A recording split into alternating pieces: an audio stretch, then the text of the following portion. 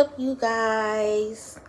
So today's episode, we talked to Brittany, a two-time transplant recipient, and we really got some good information about what transplant looks like before and after.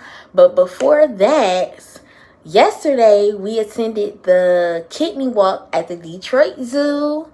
It was a good time. Lasher showed up and we showed out, okay? And yeah, you guys just stay tuned for that little clip. I did too much as usual. But all in all, it went good. I will say that I need to sit my butt down sometimes, okay? Because I overheated and I almost passed out. But it's okay. I'm not in the hospital. I'm here today filming the episode. So yeah. But yeah, you guys stay tuned for that clip coming up next. So this is us on our way to the zoo. Don't mind my headscarf. It's early in the morning. I usually don't get up that early because I have dialysis on Saturdays. But the walk started at 7 and we got there maybe around 7:40, 7:45. But yeah, we were up and out and early, ready to support Team Lasher. And this is us rolling up to the zoo. Now, when we got into the zoo, it was around 8 o'clock, and I should have known then it was going to be hot because it was already around 70 degrees. These are the shirts that we wore. Thank you to our nurse manager T, and we all met up at the front taking a photo op. Here's me and my mother. So this was something really interesting. This year they had a free photo booth for gout awareness and how gout can affect kidney disease. So we met up and took pictures in front of there. And here are my lovely grandparents. I love you guys so much. They came and supported me. This is the rest of my family. My Aunt Jay and my cousin KJ here supporting SB2L. Now here we're at the Donate Life organization's table where I had an interesting conversation about even people that are on the donor list, they can still become donors for other people and those in need, which I thought was very interesting. Here's another information table for like children and children awareness. Here is the raffle tables where we did not win anything. Now this table and tent right here, I feel like should have been at the front of the area we were in because it has so much kidney awareness information. Now here we started to walk around in the zoo. These are my two younger brothers. I'm gonna let y'all guess which one is younger. But I love them so much. If I'm down, they're down. I love going over this bridge because I always get to see like nature at its finest. And we saw our snappy new turtles. We're gonna have turtles next year, you guys. We're gonna adopt some turtles at the zoo because I love the turtles. And they just going and going. Now one birds thing I do not like, I don't like birds. And the birds was trying to attack me. Now once we started walking, I met up with my best friend and my nephew. I love seeing them out.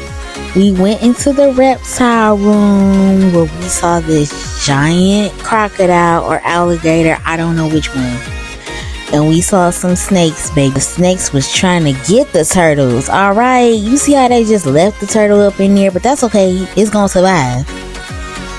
Now we were trying to find the lions because my nephew said he wanted to see Mufasa, and I'm like, okay, boo, we gonna find Mufasa. But I did not know that the lions was all the way in the back of the zoo. So these is the animals we saw on our way to go see the lions. Okay, we saw that giant giraffe, which I think is my favorite because I like seeing like the larger animals. I wish Detroit Zoo had elephants. I think we used to have an elephant exhibit way back in the day, like I remember in elementary school, but we don't have any elephants anymore. So that's one exhibit that I hope and wish they bring back, because I really like seeing like the large animals like the giraffes, the elephants. We did have a rhino exhibit, so I'm glad the rhinos was out. But I love me some elephants, because elephants are very spiritual. But here go the long necked giraffes, honey. They was out, and it was a lot of them. So we finally made it over to the lion embankment, and we started to see the lions, but we didn't see no male lions. Like, they were all lionesses. There weren't any male lions in the bunch, and we're like, where's Mufasa? My nephew kept screaming, where's Mufasa? Where's Mufasa? And only Nyla was in the bunch. Where's Mufasa, y'all? We got to get us a Mufasa in the Detroit Zoo. I low-key think that it was the lions was looking for Mufasa too, because I was screaming, where's Mufasa? And one came out like, I'm looking for him too, okay? Because, yeah. But that was kind of a disappointment, because we like to see the big lions, okay? Like, no shade to the lionesses, but we want to see the lions with the manes, okay? But this one came on out, honey. She came on out. She was like, what we doing? Okay? Where y'all going? Y'all here to see me? Because I can roar too, okay? I was like, okay, girl, show it, all right? Now, as far as the monkeys, today we had to settle for the baboons, or whatever type of Japanese monkey these are, because the apes and the chimps weren't having it today. It was too hot for them. They said, no man, we're not coming out to play. We're not coming out and showing our faces. Now, at this point, I'm probably just hot and just taking photos of anything. I want to say that's some type of antelope. Those are flamingos. I was just hot. I was ready to go. And yeah, I was just taking photos and pictures of any old thing, even the birds that I do not like.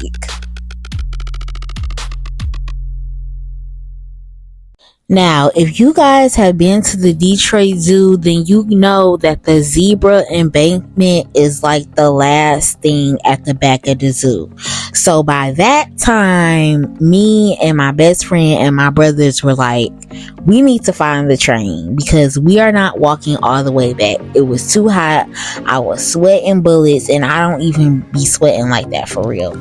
So it was just too hot. I was ready to go, and we had looked all over the place just to skip the train station 4 different times. We literally walked by it 4 different times. We walked by the zebras 4 different times. This is me in front of the train station, and this is me on the train, because I was just ready to go.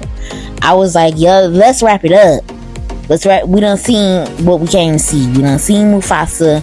We done seen Nyla. Let's go, okay? Choo-choo train all the way. Now, what I will say is, Detroit Zoo, y'all need to do a little bit better, because like Toledo Zoo, you get on that train, you can see all the animals, you can see different exhibits from the train ride back to the front and from the front to the back. Like, why is there all this construction in the zoo, y'all? Like, can we have some more scenic routes on this train ride? Like, this train ride is boring. Like, I'm grateful for it because I ain't have to walk my behind all the way back to the front, but come on now. Like, we need some more excitement. Like, the golf course is the most exciting thing on this train ride. Like, no, Detroit Zoo, we gotta do better. Okay? I'm expecting more exhibits next year. Now, this is me being rolled out of the zoo. When I got back to where my mom and my grandparents were sitting, I totally overheated. I had to douse myself in ice and water. Everybody had to fan me. Like, I was gonna pass out. But I didn't, and my brother wheeled me out of the zoo. So, yeah. But I made it another year at the zoo, and we made it. I had to get wheeled out. But it's okay, because I have family that loves me and cares about me and made sure that I was good. And this is me cooling off at home. So, yeah. What's up, you guys? Welcome back to SB2L.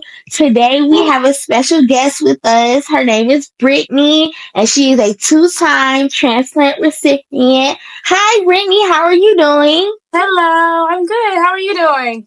I'm good. So, introduce yourself to our audience. A little bit about your backstory, your transplant journey. Okay, well, my name is Brittany. I've been dealing with kidney disease since I was 19, is when I started on dialysis. I've had 2 kidney transplants, of course. My first one was in 2013, and then my recent one was in 2023. I guess I don't know how to really explain myself, but my journey has been a little up and down. I guess the age of me starting at 19 years old, so kind of like I wasn't even like grown yet. And when I found out about my kidneys, I was a freshman. I mean, not freshman, a senior in high school. And when I went to a routine exam with my doctor, and they noticed foam in my urine. So he sent me to a nephrologist, and they sent me to a urologist, and they did a biopsy and discovered that I had protein leaking into my urine, which was causing my kidney function to decrease. So over a few years, they were trying to give me different types of medication to get my kidneys to slow down on decreasing in function, but in the end, it ended up failing. So, yeah, that took a kind of big toll on me at the time when it happened. Yeah, so did you have any like pre-existing conditions, or this was just like out of the blue? Out of the blue, after this routine annual visit, my blood pressure was elevated a little. They discovered my blood pressure. I had high blood pressure, which was related to my kidneys starting to fail. They put me on prednisone, of course, and after a few years, I did get stubborn and decide to just be like, I'm not doing it, because I already knew something was wrong, because I wouldn't eat. I was very weak. I always wanted to sleep, or every time I ate something, I would throw it back up. I was very nauseous. I knew something was wrong, but in my head, I just didn't want to believe it. So Right. I finally went to the hospital. They had told me my kidneys had failed, and I came just in the nick of time, because you never know what would have happened if I waited any longer. Right, that is true. So, what type of dialysis did you partake in? Did you always do hemodialysis, or did you do peritoneal? I always did hemodialysis. Okay. Now, was that by choice, or you were just like you didn't want to do the home route, or? Over time, it was by choice, but then I started to look into home dialysis, doing hemo at home. But my family, they're so cautious with everything. They would rather it be a professional that be there sitting there waiting and watching me at home all the time. So I kind of just decided to just stay at the center. It would be easier. Plus, with my work schedule being on the opposite sides, all opposite times of my dialysis days. So it kind of worked out a little bit better for me to be at the dialysis center. Yeah, that's I started off on peritoneal, so but it was kind of a choice, but I kind of feel like it wasn't, because they were telling me all the good things and the good outcomes the peritoneal had. So I kind of was just like thrown into it, but the peritoneal did not work out.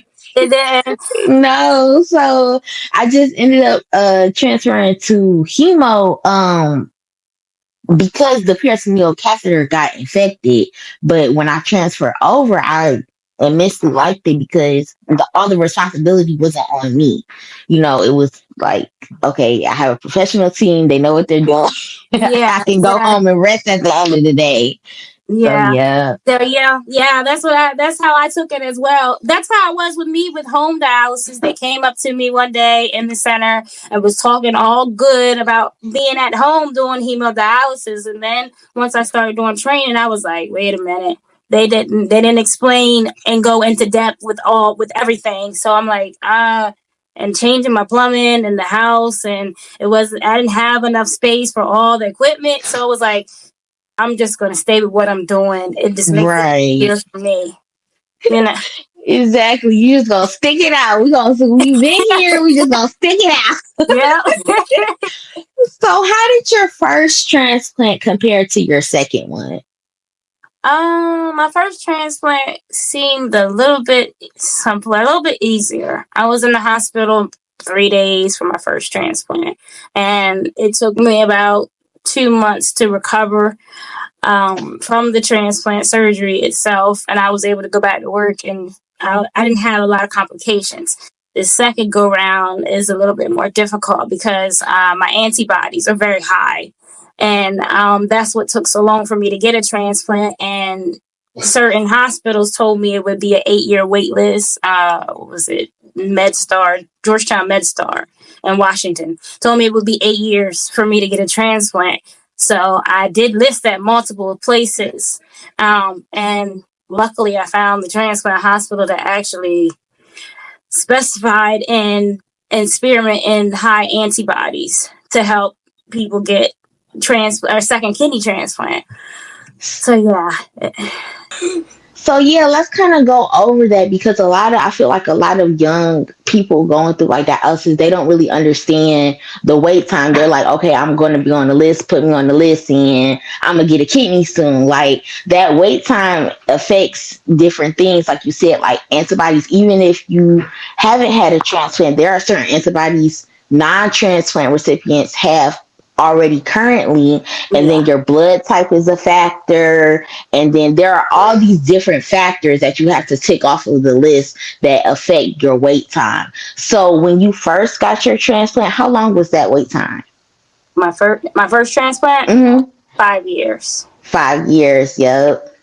Yeah, I actually was my first transplant. I actually went to because I'm from Delaware, so I went to the hospital in Delaware, which is Christiana Care. They're not really experienced as much with kidney transplants, and when I started on dialysis, it was 2009. Yeah, Mm-hmm. and so if I was to get the kidney transplant, it would be at University of Pennsylvania, since Philadelphia is right around the corner, because it was up in Wilmington area. So they made it a little bit more complicated to get a transplant. They told me 5 years, of course, and so I started looking around and started to ask questions at the dialysis center, and I ended up finding another hospital, University of Maryland, that actually took all my time, transferred it over to their hospital, and I got a transplant within the first year of being on our list.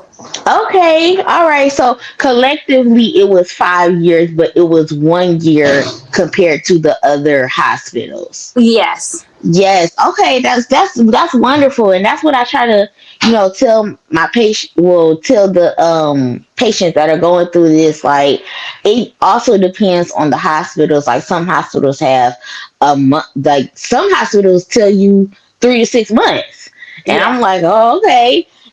So it depends on the criteria for the hospital, the criteria of the patient. A Mm-hmm. lot of factors go into waiting for a transplant, and it's crazy Yeah. because when you first get on that list, you're like, okay, they're gonna call me in a couple of days. Yeah. Yes. And then it get complicated when waiting on the list, because then some might come up with your insurance, or they like, Mm-hmm. oh, we need this test, and if we don't get this test by this time, we'll have to make you inactive on the list. And it's like, so they keep you busy the whole Yeah. time. It's like working. I tell people all the time, it's like working a full time job. You just don't know. Yeah. So what do you think help you prepare mentally for transplant before and after? Um, Me therapeutically, I like to write. I do a lot of writing. I do a lot of manifestation and just writing a journal just to express how I feel or how I felt that day. I also have a lot of family around me that was support, and I became really close with my dialysis techs. So even inside and outside, when I guess it's kind of like different now, but of the center, I was able to get in contact with them in case I had any questions, or they or if I just needed someone to talk to. Mm-hmm. Yeah, So that because kind of that like that helped me. yeah, that dialysis unit really well, it depends on what kind of unit and unit aesthetic you have. They definitely become like a second family, Yeah, to lean on and really ask your unknown questions to. So yeah, I definitely get that aspect. So yeah. what do you think are five things CKD patients should know before and after being transplanted? Uh, a lot of rest, and I think rest is most important to give your body the chance to heal. Mentally prepare yourself because it does get hard relying on people when you're used to being very independent. And at that time, early, before, and after, you may need someone, or you may need a couple people, but just know that you have that help and allow that help. Oh gosh, rest. Um, be positive. You have to be positive through it all, because if not, you're gonna give up on yourself, and you don't want to do that. You came too far to give up on yourself. Enjoy life as well. I mean, positivity and enjoy life could be this and one and the same. Um, Overall, and be prepared. Prepare Mm-hmm. yourself. Even before transplant, have a bag ready. Even after transplant, have everything prepared, so before transplant I already got my stuff ready for after transplant. You understand what I'm saying? And Yeah. and I'm just and also the most important thing is sometimes people get calls for a kidney, and the first call may not be the call for you. And Mm-hmm. so you have to prepare yourself that even though you're excited that you're getting a call for a kidney, that when it might not be that time, that time is coming. So Yeah, don't don't put yourself down too much. right. Don't feel discouraged Yeah, from the I call it the temporary call. They're like, yeah, okay, we might have a kidney for you, but we're yeah, still doing some tests.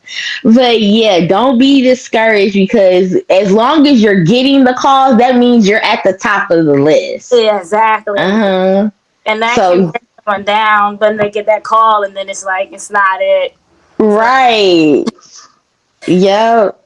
So your support system, because I know you were saying um you're going to need a lot of help even if you are used to being independent, and that's what I feel like a lot of times with the young demographic going through dialysis is going through, like they're going through the mental strain of I was just independent 5 months ago, now I'm waiting on somebody to give me a ride somewhere, I can't walk through the store because my blood pressure is getting low, things of that nature. So how do you feel like your support system is important to you and to kind of have our demographic know that it is okay to lean on your help system?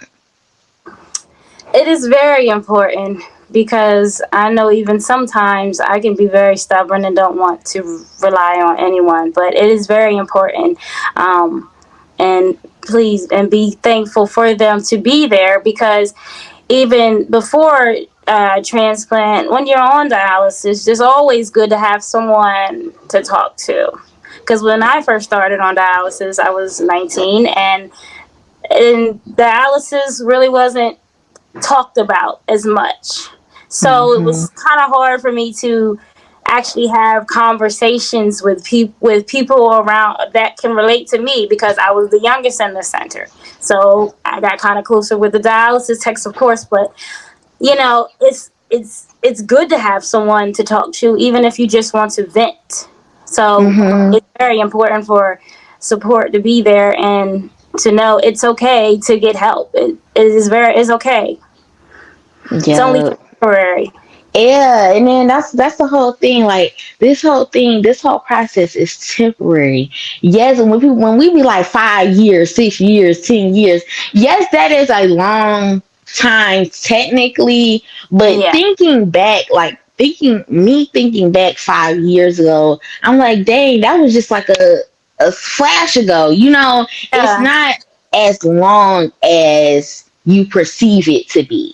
Mhm. So you should really, like Brittany said, lean on the people you can lean on and be grateful that they are there to vent to help you out. I mean, I know we're young, we're independent. Yeah.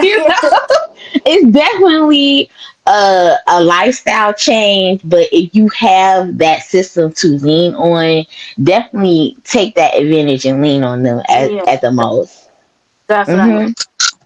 So, do you think our demographic of dialysis patients and CKD patients are truly prepared for a transplant, or do you think they're just rolling with the punches and giving the information they're giving? Like they're not really seeking deeper into the information. Um, I feel a little bit of both. I see a little bit of both these days. Like, I guess it really depends on the person themselves, if they're really intrigued on accepting where they're at and just being okay with it, or someone that's actually going to get out there and be like, all right, I want more for myself. I want better for myself. So let me go ahead and do what I have to do to get on the list. These days, it's kind of like, to me, it's kind of like fluctuating. I see a little bit of both. Yeah, But I feel like that too. Like it's yeah, but all 50-50. together, they seem to be still enjoying life no matter what choice. Mm-hmm. I do see a Yep. lot of that. Yeah, I do see a lot of people enjoying. They're like, I want dialysis, but I'm gonna go and get my transplant wherever I'm traveling. I'm Yeah. like, yeah, I'm still kind of working my groove because I've had so many incidents. I'm kind of scared to like go and travel because I'm Yeah. like, yeah, I don't want to be passed out or in a hospital in a whole nother state where I don't know the doctors or anything like that. But I am getting.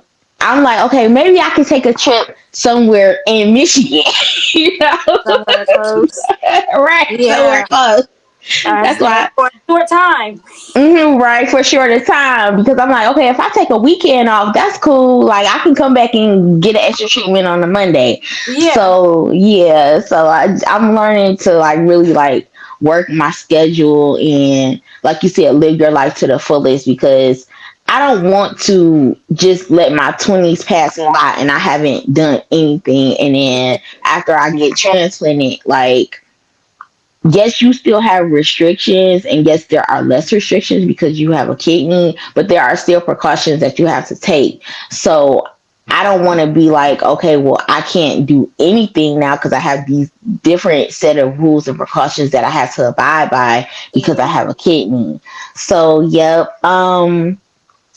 So I also feel like you said, like there's a lot of the demographic who are like they know this is their reality, but they don't want to face, the reality of it. So what advice could you kind of give to for people to kind of take a hold of their health, you know?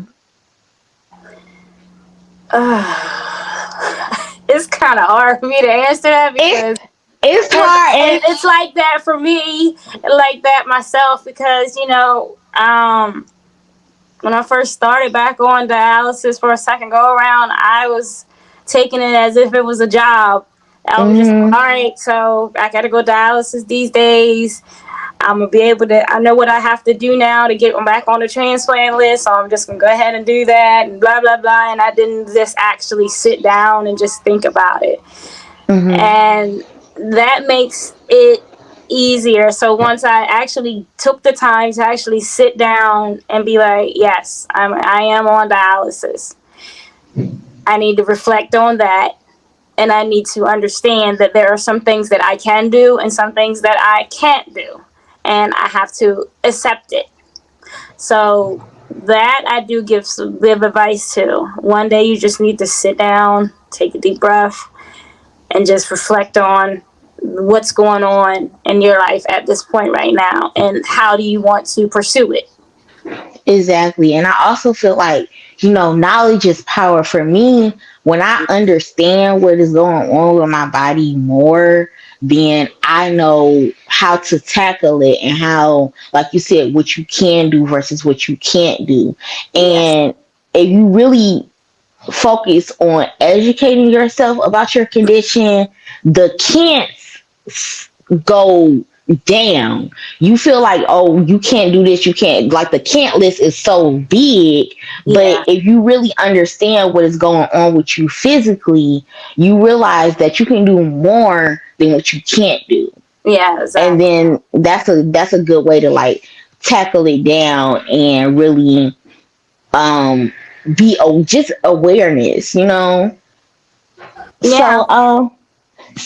So we're gonna play a little game. It's called Transplant Fact or Myth. So I have a couple of facts or myths. So after the first one is after transplant, I won't be able to travel. Fact or myth? Myth. Yep.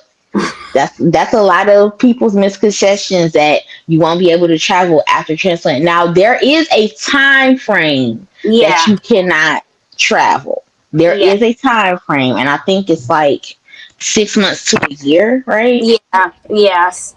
Yeah, they do, and it depends on the patient as well. Depends on their condition as well. But yeah, about 6 months to a year, they wouldn't allow you because your immune system is so compromised and sensitive to anything, and you just don't want to risk that new kidney. Yep. So, but after that year, after they clear you after that year, you can go wherever you want. Yeah, exactly. So get some passports ready. Yes. So, fact or myth? After transplant, I won't be able to have children. That is a myth. That's also a myth. There are ways that that kidney transplant patients can have children. But I know it's something that you have to discuss with the gynecologist and go into that detail. But it really depends on, kind of really depends on the person and their body. But it's possible. Yep. So, fact or myth? After transplant, I will have an ugly scar. I call it a myth. It would be a myth. Yeah. It's a battle scar. It's exactly. It's what you've been through. Exactly. You better wear that scar with pride, right? Yes.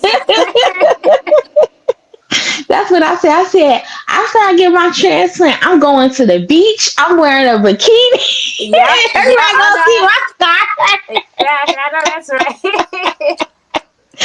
Yeah, so fact or myth, after transplant, I won't be able to enjoy life because of all the medications and or doctor visits.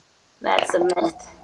Yes. And as time goes on, the less appointments you have to go to, the less medications you're on, the more freedom you have. Yep. So you guys heard it from a two-time transplant recipient herself. I'm not just on here talking mess. You guys, she's the proof in the pudding, okay?